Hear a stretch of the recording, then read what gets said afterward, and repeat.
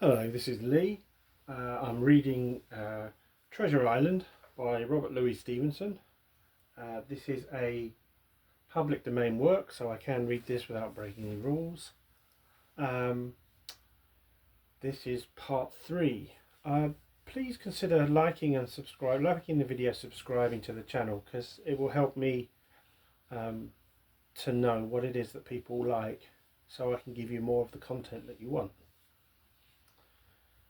The appearance of the island when I came on deck next morning was altogether changed.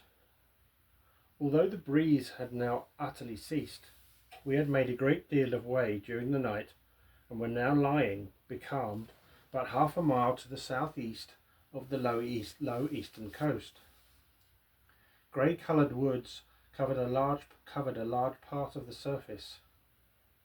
This even tint was indeed broken up by streaks of yellow sandbreak in the lower lands and by many tall trees of the pine family, outtopping the others, some singly, some in clumps, but the general colouring was uniform and sad. The hills ran up clear above the vegetation in spires of naked rock.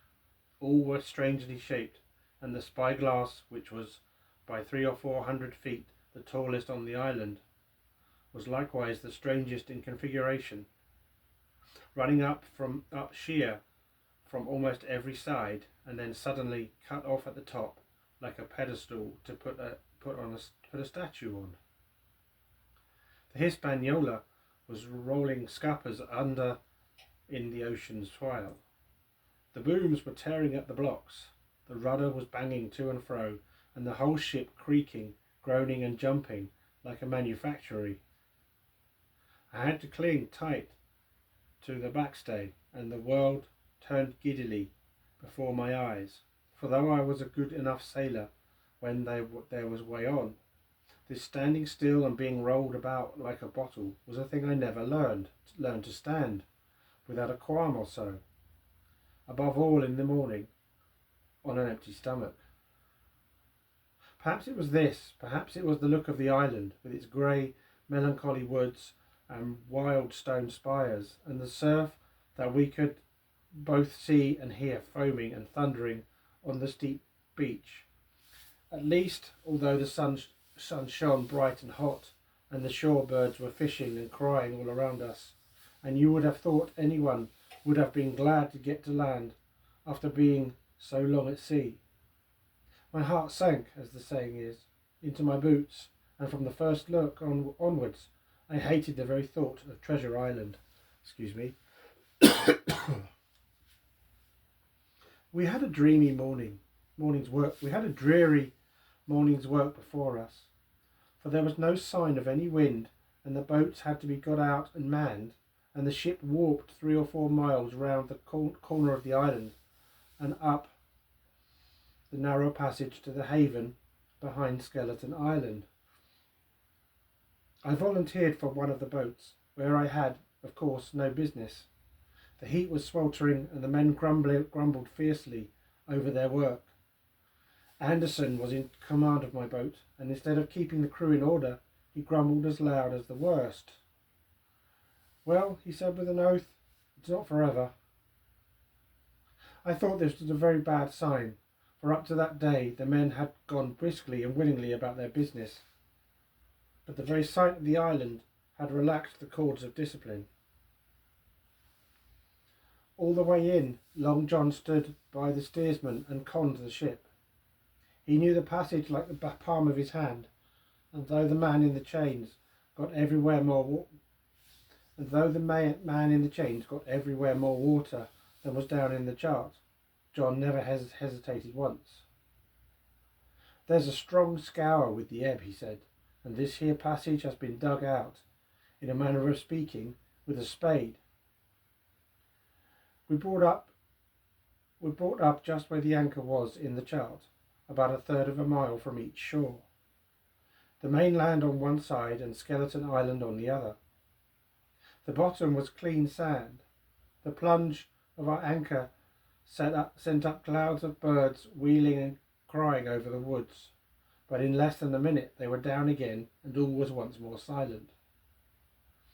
The place was entirely landlocked, buried in woods, the trees coming right down to high water mark, the shores mostly flat, and the hilltops standing round at a distance in a sort of amphitheatre, one here, one there.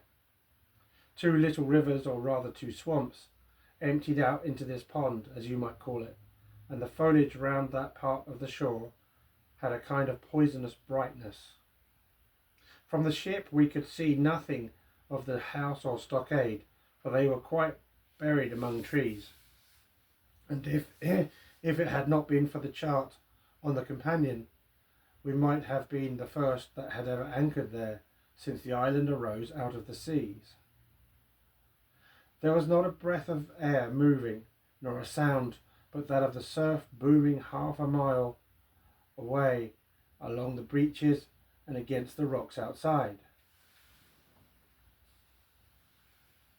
A peculiar stagnant smell hung over the anchorage, a smell of sodden leaves and rotting tree trunks. I observed the doctor sniffing and sniffing, like someone tasting a bad egg. "I don't know about treasure," he said, "but I'll stake my wig there's fever here." If the conduct of the men had been alarming in the boat, it became truly threatening when they had come aboard.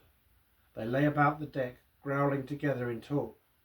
The slightest order was received with a black look and grudgingly and carelessly obeyed.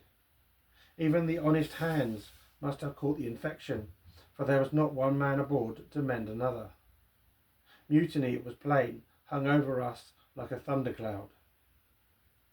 And it was not only we of the cabin party who perceived the danger. Long John was hard at work, going from group to group, spending himself in good advice, and as for example, no man could have shown better. He fairly outstripped himself in willingness and civility. He was all smiles to everyone. If an order were given, John would be on his crutch in an instant, and the cheeriest "Aye, aye, sir," in the world, and when there was nothing else to do, he kept up one song after another, as if to conceal the discontent of the rest. Of all the gloomy features of that gloomy afternoon, this obvious anxiety on the part of Long John appeared the worst. We held a council in the cabin. "Sir," said the captain, "if I risk another order, the whole ship will come about our ears by the run. You see, sir,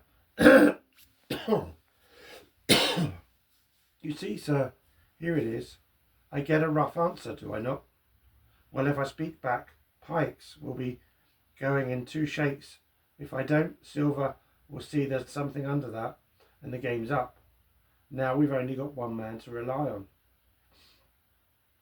"And who is that?" asked the squire. "Silver, sir," returned the captain. "He's as anxious as you and I to smother things up. This is a tiff. He'd soon talk 'em out of it if he had the chance. And what I propose to do is give him the chance. Let's allow the men an afternoon ashore. If they all go, why, we'll fight the ship. If none of them go, well then, we hold the cabin, and God defend the right. If some go, you mark my words, sir, Silver will bring 'em aboard again, as mild as lambs." It was decided. Loaded pistols were served out to all the shore men. Hunter, Joyce, and Redruth were taken into our confidence, and received the news with less surprise and a better spirit than we had looked for. And then the captain went on deck and addressed the crew. "My lads," he said, "we've had a hot day and are all tired and out of sorts. A turn ashore will hurt nobody. The boats are still in the water. You can take the gigs, and as many as please may go ashore for the afternoon. I'll fire a gun half an hour before sundown." I believe the silly fellows must have thought they would break their shins over treasure as soon as they were landed, for they all came out of their sulks in a moment and gave a cheer that started the echo in a faraway hill and sent the birds once more flying and squalling round the anchorage. The captain was too bright to be in the way. He whipped out of sight in a moment, leaving Silver to arrange the party, and I fancy it was as well he did so. Had he been on deck, he could no longer so much as have pretended not to understand the situation. It was as plain as day. Silver was the captain, and a mighty rebellious crew he had of it. The honest hands, and I was soon to see it proved that there were such on board, must have been very stupid fellows. Or rather, I suppose the truth was this, that all hands were disaffected by the example of the ringleaders. Only some more, some less, and a few, being good fellows in the main, could neither be led nor driven any further. It was one thing to be idle and skulk, and quite another to take a ship and murder a number of innocent men. At last, however, the party was made up. 6 fellows were to stay on board, and the remaining 13, including Silver, began to embark. Then it was that there came into my head the first of the mad notions that contributed so much to save our lives. If 6 men were left by Silver, it was plain our party could not take and fight the ship, and since only 6 were left, it was equally plain that the cabin party had no present need of my assistance. It occurred to me at once to go ashore. In a jiffy I had slipped over the side and curled up in the fore sheets of the nearest boat, and almost at the same moment she shoved off. No one took notice of me, only the bow oar saying, "Is that you, Jim? Keep your head down." But Silver from the other boat looked sharply over and called out to know that if it were me, and from that moment I began to regret what I had done. The crews raced for the beach, but the boat I was in, having some start and being at once the lighter and the better manned, shot far ahead of her consort, and the bow had struck among the shoreside trees, and I had caught a branch and swung myself out and plunged into the nearest thicket, while Silver and the rest were still 100 yards behind. "Jim, Jim," I heard him shouting, but you may suppose I paid no heed. Jumping, ducking, and breaking through, I ran straight before my nose till I could run no longer. I was pleased at having given the slip to Long John, that I began to enjoy myself and look around me with some interest on the strange land that I was in. I had crossed a marshy tract full of willows, bulrushes, and odd outlandish swampy trees, and I had now come out upon the skirts of an open piece of undulating sandy country, about a mile long, dotted with a few pines and a great number of contorted trees, not unlike the oak in growth, but pale in the foliage, like willows. On the far side of the open stood one of the hills, with 2 quaint, craggy peaks shining vividly in the sun. I now felt for the first time the joy of exploration. The isle was uninhabited. My shipmates I had left behind, and nothing lived in front of me but dumb brutes and fowls. I turned hither and thither among the trees. Here and there were flowering plants, unknown to me. Here and there I saw snakes, and one raised his head from a ledge of rock and hissed at me with a noise not unlike the spinning of a top. Little did I suppose that he was a deadly enemy, and that the noise was the famous rattle. Then I came to a long thicket of these oak-like trees, live or evergreen.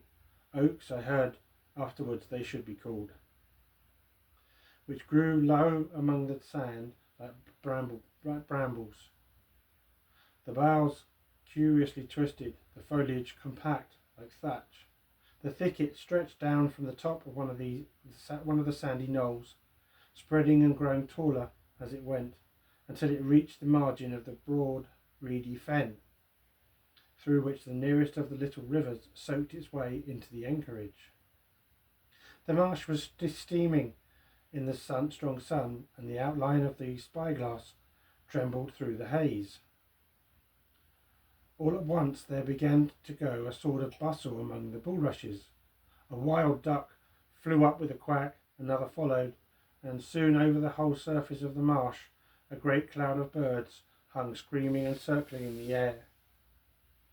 I judged at once that some of my shipmates must be drawing near along the borders of the fen. Nor was I deceived, for soon I heard the very distant and low tones of a human voice, which as I continued to give ear grew steadily louder and nearer. This put me in a great fear, and I crawled under cover of the nearest live oak and squatted there, hearkening, as silent as a mouse. Another voice answered, and then the first voice, which I now recognised to be Silver's, once more took up the story and ran on for a long while in a stream, only now and again interrupted by the other. But by the sound they must have been talking earnestly and almost fiercely, but no distinct word came to my hearing. At last the speakers seemed to have paused and perhaps to have sat down, for not only did they cease to draw any nearer, but the birds themselves began to grow more quiet and to settle again to their places in the swamp. And now I began to feel that I was neglecting my business, that since I had been so foolhardy as to come ashore with these desperadoes, the least I could do was to overhear them at their councils, and that my plan and obvious duty was to draw as close as I could manage under the favourable ambush of the crouching trees. I could tell the direction of the speakers pretty exactly, not only by the sound of their voices, but by the behaviour of the few birds that still hung in alarm above the heads of the intruders. Crawling on all fours, I made steadily but slowly towards them, till at last, raising my head to an aperture among the leaves, I could see clear down into a little green dell beside the marsh, and closely set about with trees, where Long John Silver and another of the crew stood face to face in conversation. The sun beat full upon them.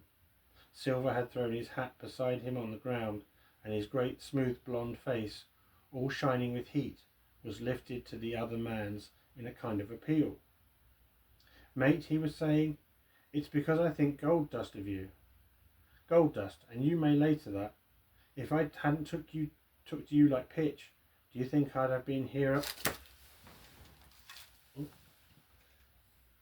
A warning of you.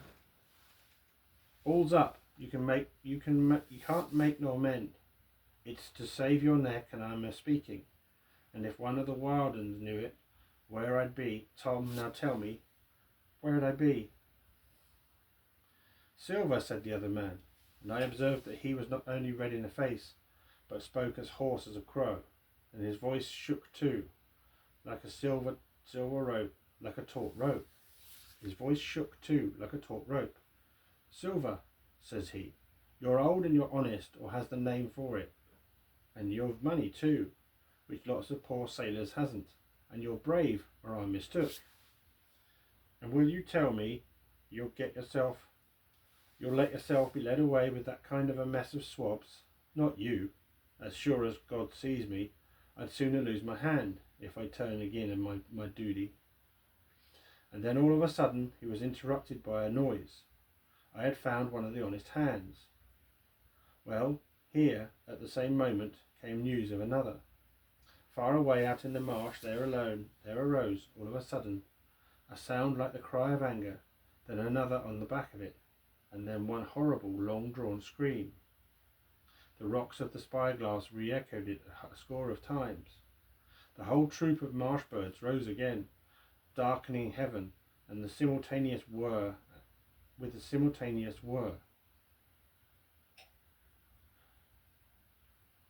The whole troop of marsh birds rose again, darkening heaven with a simultaneous whir. And long after that death yell was still ringing in my brain, silence had re-established its empire, and only the rustle of the redescending birds and the boom of the distant surges disturbed the languor of the afternoon.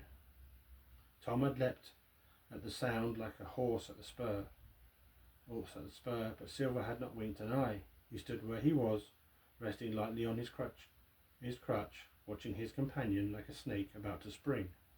"John," said the sailor, stretching out his hand. "Hands off!" cried Silver, leaping back a yard, as it seemed to me, with the speed and security of a trained gymnast. "Hands off, if you like, John Silver," said the other. "It's a black conscience that can make you feared of me. But in heaven's name, tell me, what was that?"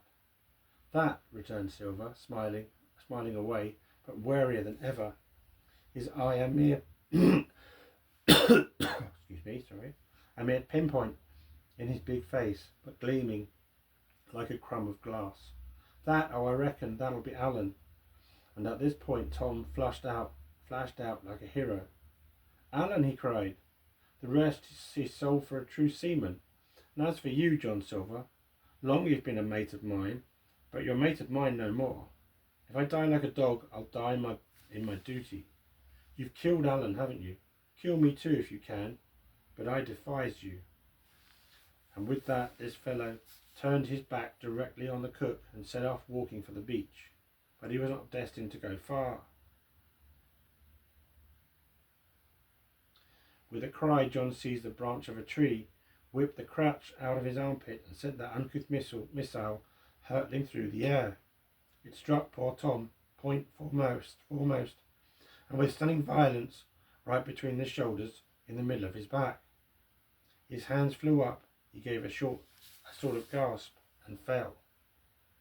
Whether he was injured much or little, none could ever tell. Like enough, to judge from the sound, his back was broken on the spot. But he had no time given to him to recover. Silver, agile as a monkey, even without leg or crutch, was on top of him next moment, and had twice buried his knife up to the hilt in that defenceless body. From my place of ambush, I could hear him pant aloud as he struck the blows. I do not know what it rightly is to faint, but I do know that for the next little while the whole world swam away from me. The whole world swam from before me in a whirling mist. Silver and the birds and the tall spyglass hilltop, going round and topsy-turvy before my eyes, and all manner of bells ringing and distant voices shouting in my ear. When I came again to myself, the monster had pulled himself together, his crutch under his arm, his hat under it upon his head. Just before him Tom lay motionless upon the sward, but the murderer minded him not a whit, cleansing his blood-stained knife the while upon a wisp of grass. Everything else was unchanged. The sun still shined mercilessly on the steaming marsh and the tall pinnacle of the mountain, and I could scarce persuade myself that murder had been actively done and a human life cruelly cut short a moment before my eyes. But now John put his hand into his pocket, pulled out a whistle, and blew upon it several modulated blasts that rang far across the heated air. I could not tell, of course, the meaning of the signal, but it instantly awoke my fears. More men would be coming. I might be discovered. They had already slain two of the honest people. After Tom and Alan, might not I come next? Instantly I began to extricate myself and crawl back again, with what speed and silence I could manage, to the more open portion of the wood. As I did so, I could hear hails coming and going between the old buccaneer and his comrades, and this sound of danger lent me wings. As soon as I was clear of the thicket, I ran as I never ran before, scarce minding the direction of my flight, so long as it led me from the murderers. And as I ran, fear grew and grew upon me until it turned into a kind of frenzy. Indeed, could anyone be more entirely lost than I? When the gun fired, how could I dare to go down to the boats among these fiends, still smoking from their crime? Would not the first of them who saw me wring my neck like a snipe's? Would not my absence itself be an evidence to them of my alarm, and therefore of my fatal knowledge? It was all over, I thought. Goodbye to the Hispaniola, goodbye to the squire, the doctor and the captain. There was nothing left for me but death by starvation or death by the hands of the mutineers. All this while, as I say, I was still running, and without taking any notice, I had drawn near to the foot of the little hill with the two peaks, and had got into a part of the island where the live oaks grew more widely apart and seemed more like forest trees in their bearing and dimensions. Mingled with these were a few scattered pines, some 50, some nearly 70 feet high. The air too smelt more freshly than down beside the marsh. And here a fresh alarm brought me to a standstill with a thumping heart. From the side of the hill, which was here steep and stony, a spout of gravel was dislodged and fell rattling and bounding through the trees. My eyes turned instinctively in that direction, and I saw a figure leap with great rapidity behind the trunk of a pine.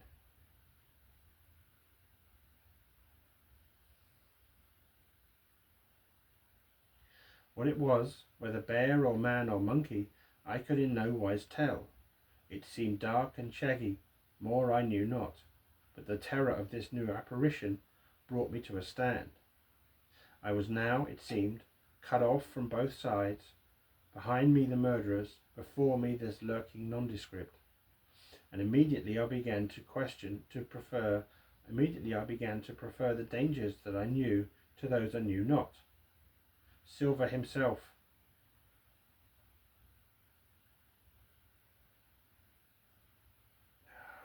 sorry about this, I suddenly lost my place.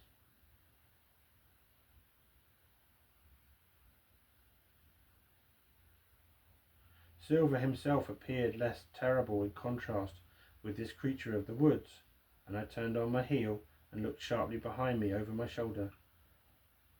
And I turned on my heel and, looking sharply behind me over my shoulder, began to retrace my steps in the direction of the boats.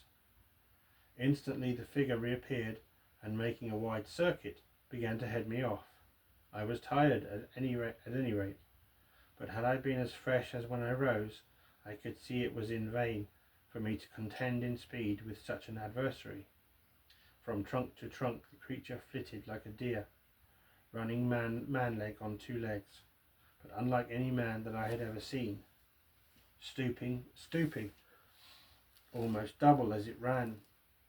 Yet a man it was. I could no longer be in doubt about that. I began to recall what I had heard of cannibals. I was within an ace of calling for help, but the mere fact that he was a man, however wild, had somewhat reassured me, and my fear of Silver began to revive in proportion. I stood still, therefore, and cast about for some method of escape, and as I was so thinking, the recollection of my pistol flashed into my mind. As soon as I remembered I was not defenceless, courage glowed again in my heart, and I set my face resolutely for this man of the island and walked briskly towards him. He was concealed by this time behind another tree trunk, but he must have been watching me closely, for as soon as I began to move in his direction, he reappeared and took a step to meet me. Then he hesitated, drew back, came forward again, and at last, to my wonder and confusion, threw himself on his knees and held out his hands in supplication. At once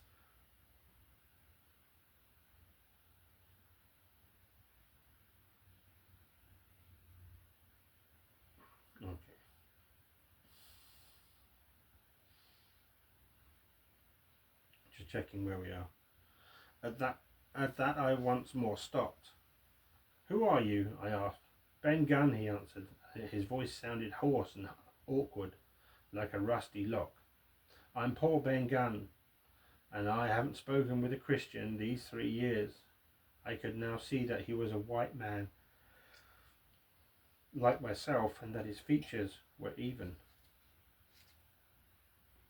His features were even pleasing.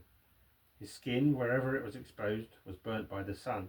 Even his lips were black, and his fair eyes looked quite startling in so dark a face. Of all the beggar men that I had seen or fancied, he was the chief for raggedness.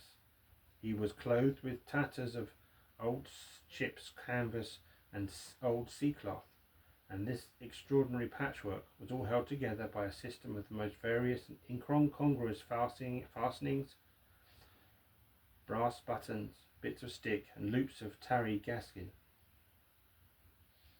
About his waist he wore an old brass-buckled leather belt, which was the one thing solid in his whole accoutrement.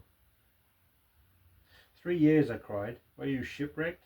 Nay, mate, said he, marooned. I had heard the word and knew it stood for a horrible kind of punishment common among the buccaneers, in which the defender is put ashore with a little powder and shot and left behind on some desolate and distant island. Marooned 3 years agone, he said, and lived on goats since then, and berries and oysters. Wherever a man is, says I, a man can do for himself. But mate, my heart is sore for Christian diet. You mightn't happen to have a piece of cheese about you now? No? Well, many's the long night I've dreamed of cheese. Toasted mostly, and woke up again, and here I were. If ever I can get aboard again, said I, you shall have cheese by the stone. All this time he had been feeling the stuff of my jacket, smoothing my hands, looking at my boots, and generally, in the intervals of his speech, showing a childish pleasure in the presence of a fellow creature. But at my last words he perked up into a kind of startled slyness. If ever you can get aboard again, says you, why now, who's to hinder you? Not you, I know, was my reply. And right was you, he cried. Now you, what do you call yourself, mate? Jim, I told him. Jim, says he, quite pleased apparently. Well now, Jim, I've lived that rough as you'd be ashamed to hear of. Now, for instance, you wouldn't think I had a pious mother to look at me, he asked. Why, no, not in particular, I asked. Oh, well, said he, but I had remarkable pious, and I was a civil, pious boy, and could rattle off my catechism that fast, and as you couldn't tell one word from another. And here's what it come to, John. And it began with a chuck farthing on the blessed gravestones. That's what I begun with, but it went further than that. And so my mother told me and predicted the whole, she did, the pious woman. But it were Providence that put me here. I've thought it all out in this here lonely island, and I'm back on piety. You don't catch me tasting rum so much, but just a thimbleful for luck, of course, the first chance I have. I'm bound I'll be good, and I see the way too. And Jim, looking all around him and lowering his voice to a whisper, I'm rich. I now felt sure that the poor fellow had gone crazy in his solitude, and I suppose I must have shown the feeling in my face, for he repeated this statement hotly. Rich, I says, and I'll tell you what, I'll make a man of you, Jim. Ah, Jim, you'll bless your stars. You will, when you was the first that found me. And at this there came suddenly a lowering shadow over his face, and he tightened his grasp upon my hands and raised a fingertip threateningly before my eyes. Now, Jim, you tell me true. That ain't Flint's ship, he asked. At this I had a happy inspiration. I began to believe that I had found an ally, and answered him at once. It's not Flint's ship, sir, and Flint is dead. But I'll tell you true, as you asked me, there are some of Flint's hands aboard. Worse luck for the rest of us. Not a man with one leg, he gasped. Silver? I asked. Ah, Silver, says he. That was his name. He's the cook and ringleader too. He was still holding me by the wrist, and at that he gave it quite a ring. If you were sent by Long John, he said, I'm as good as pork, and I know it. But where was you, do you suppose? I had made my mind up in a moment, and by way of answer told him the whole story of our voyage and the predicament in which we found ourselves. He heard me with the keenest interest, and when I had done, he patted me on the head. You're a good lad, Jim, he said, and you're all in a clove hitch, ain't you? Well, you just put your trust in Ben Gunn. Ben Gunn's the man to do it. Would you think it likely now that your squire would prove a liberal-minded one in case of help, him being in a clove hitch, as you remark?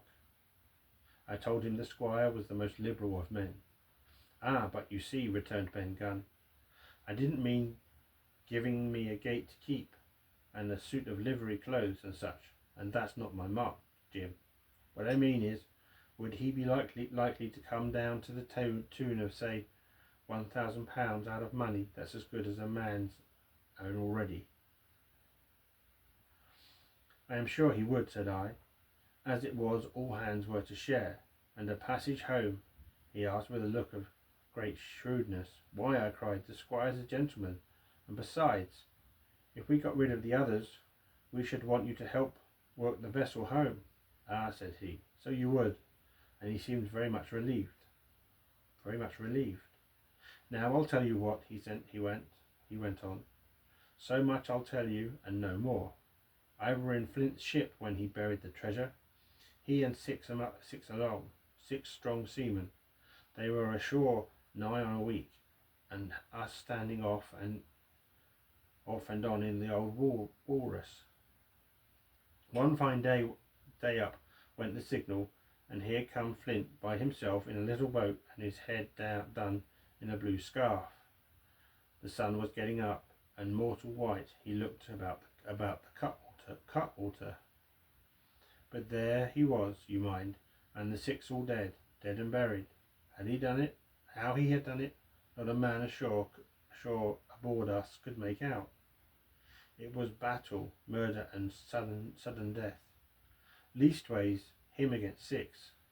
Billy Bones was the mate. Long John, he was quartermaster, and they asked him where the treasure was. Ah, he says, you can't go ashore if you like and stay. You can go ashore if you like and stay, but as for the ship, she'll beat up for more, by thunder. That's what he said. Well, I was in another ship 3 years back, and we sighted this island. Boys, said I, here's Flint's treasure. Let's land and find it. The captain was displeased at that, but my messmates were all of a mind and landed. 12 days they looked for it, and every day they had the worst word for me, until one fine morning all hands went aboard. As for you, Benjamin Gunn, says they, here's a musket, they says, and a spade and a pickaxe. You can stay here and find Flint's money for yourself, they says. Well, Jim, 3 years have I been here, and not a bite of Christian diet from that day to this. But now you look here, look at me. Do I look like a man before the mast? No, says you. Nor I weren't neither, I says. And with that he winked and pinched me hard. Just you mention them words to your squire, Jim, he went on. Nor he weren't neither, that's the words. 3 years he were the man of this island, light and dark, fair and rain, and sometimes he would maybe think upon a prayer, says you, and sometimes he would maybe think of this old mother, so be as she's alive, you'll say. But the most part of Gunn's time, this is what you'll say, the most part of his time was took up with another matter, and then you'll give him a nip like I do. And he pinched me again in the most confidential manner. Then he continued, then you'll up and you'll say this. Gunn is a good man, you'll say, and he puts a precious sight more confidence, a precious sight, mind, than in a gentleman born, than in these gentlemen of fortune, having been one himself. Well, I said, I don't understand one word that you've been saying, but that's neither here nor there, for how am I to get on board? Ah, said he, here's the hitch for sure. Well, there's a boat that I made with my 2 hands. I keep her under the White Rock. If the worst comes to the worst, we might try that after dark. Hi, he broke out. What's that? For just then, although the sun had hung still an hour or 2 to run, all the echoes of the island awoke and bellowed to the thunder of a cannon. Thunder of a cannon. Cannon. They had begun to fight, I cried. Follow me. And I began to run towards the anchorage, my terrors all forgotten, while close at my side the marooned man in his goatskins trotted easily and lightly. Left, left, says he. Keep to your left hand, mate Jim. Under the trees with you. That's where I killed my first goat. They don't come down here now. They're all headed on the mountings, for the fear of Benjamin Gunn. Ah, and here's the cemetery. Cemetery, he must have meant. Settlemary. And here's the settlemary. Cemetery, he must have meant. You see the mounds? I come here and prayed nows and then, when I thought maybe a Sunday would be about due. It wasn't quite a chapel, but it seems more solemn like. And then, says you, Ben Gunn was short-handed, no chaplain, nor so much as a Bible and a flag, you says. So he kept talking as I ran, neither expecting nor receiving any answer. The cannon shot was followed, after a considerable interval, by a volley of small arms, another pause, and then, not a quarter of a mile in front of me, I beheld the Union Jack. flutter in the air above a wood.